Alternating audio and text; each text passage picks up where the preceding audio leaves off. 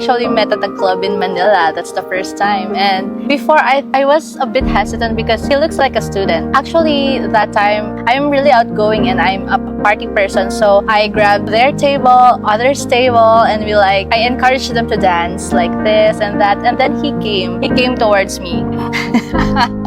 And at first I asked him, how old are you? Because I thought he's too young for me. And then he told me back that he was just 24 and I was 25 at that time. At first, I didn't really believe at first. So he showed me his driver's license. And when I saw his driver's license, I was like, yeah, he's 24. He's telling the truth, actually.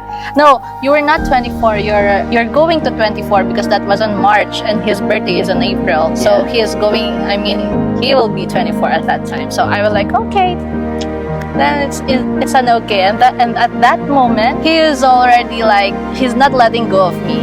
He's hugging me and he's getting my number. No, after that, after the party, he got my number. And then of course I gave it to him because he looks so cute.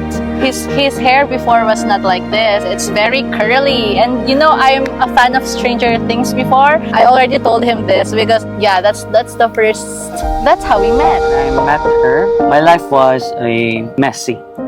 And then I go to church. That was Sunday. In the morning, I came to church. I told God, I want to change my life. I want something new about myself because every day I go to work, then go to club. You wanted to change. Yeah, I wanted to change it. After that, when I go to my room, I have a friend. He said, let's go hang out. I told him I don't want to go out. He said he needs my help. He wants to meet a new girl, actually.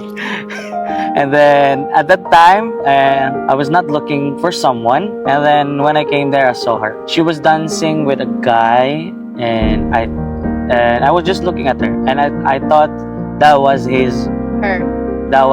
that was her boyfriend. So I asked them if they're a couple. So the guy told me he is a gay.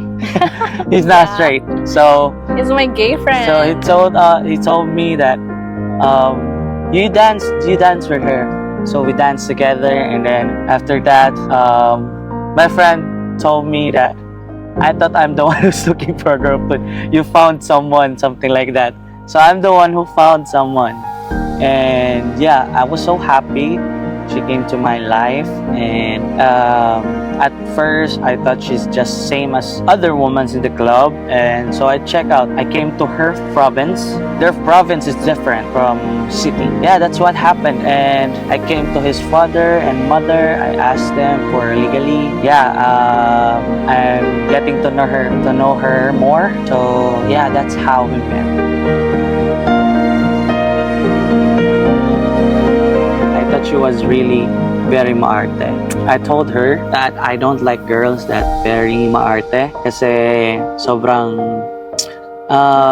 mahirap, parang ganun, mahirap mapakilala, tapos maluho, mga ganun. So she told me that she's not like that kind of woman. Pumunta kami doon sa baba and kumain kami ng lamang loob. We call it Paris. She likes it. Then, kumain kami ng balot. The food for street foods, yon. Pumunta kami doon, kumain kami ng mga ganung pagkain, and akala ko talaga Mark. So, positive. After niya, niligawan ko na siya. Pumunta kami doon sa rooftop ng condo ko. So, na may pahugot-hugot pa ako noon, or may paturo-turo, may mga stars, ganun, bago ko siya niligawan. So, I bought her flowers, chocolates, ganun. So, nag-decide na ako ligawan siya after a month. Ang bilis, no? Kasi, hindi naman sa nagmamadali. Kailangan ko na rin kasi parang feel ko kung gusto ko ng bagong chapter ng buhay ko. Gusto ko na ng maayos. Tapos na ako sa kung ano mga ginaganap. Tsaka, ang hilig ng sumayaw. Hindi ko akalain. Which is, gusto ko yun kasi yung idol ko na si Ella Cruz, mahilig din sumayaw. So, my first impression about Jason, or now as Jiro, is he's very cute. As in talaga.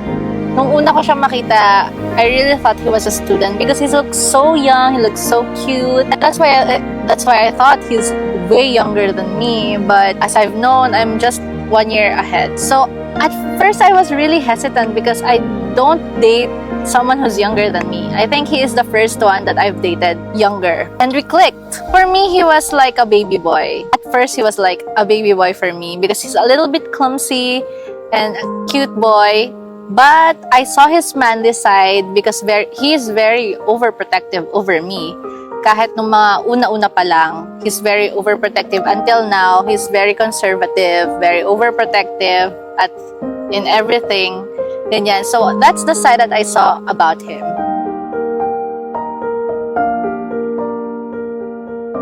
Maraming beses na kasi kaming naka-experience ng downs. Ups and downs. And ups and downs. So, I think ready na kami na mag ng proposal. So, first time ko kasing talaga na bumili ng ginto, ganun.